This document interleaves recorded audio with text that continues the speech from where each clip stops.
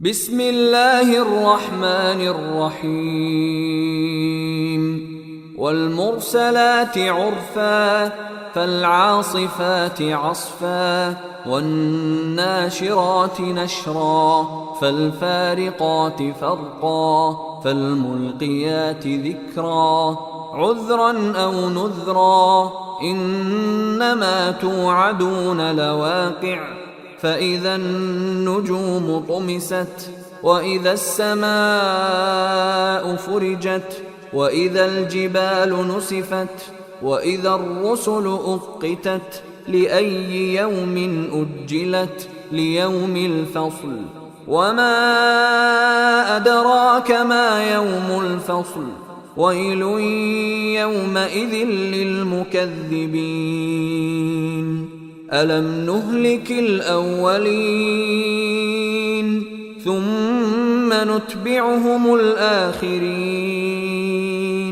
كذلك نفعل بالمجرمين ويل يومئذ للمكذبين ألم نخلقكم من ماء مهين فجعلناه في قرار مكين إلى قدر معلوم فقدرنا فنعم القادرون ويل يومئذ للمكذبين ألم نجعل الأرض كفاتا أحياء وأمواتا وجعلنا فيها رواسي شامخات وأسقيناكم ماء فراتا ويل يومئذ للمكذبين انطلقوا إلى ما كنتم به تكذبون انطلقوا إلى ظل ذي 3 شعب لا ظليل ولا يغني من اللهب إنها ترمي بشرر كالقصر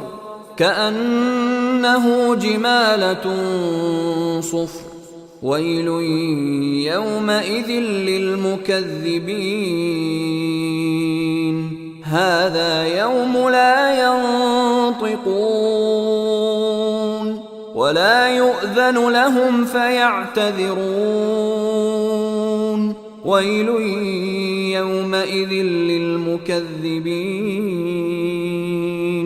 هذا يوم الفصل جمعناكم والأولين فإن كان لكم كيد فكيدون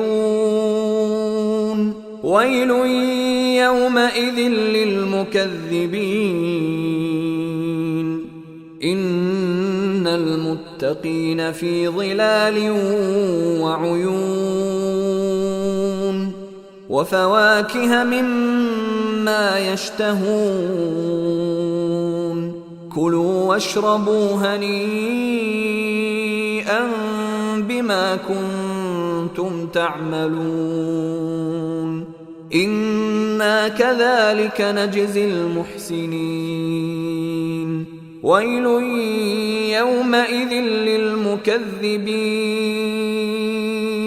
كلوا وتمتعوا قليلا إنكم مجرمون ويل يومئذ للمكذبين وإذا قيل لهم اركعوا لا يركعون ويل يومئذ للمكذبين فبأي حديث بعده يؤمنون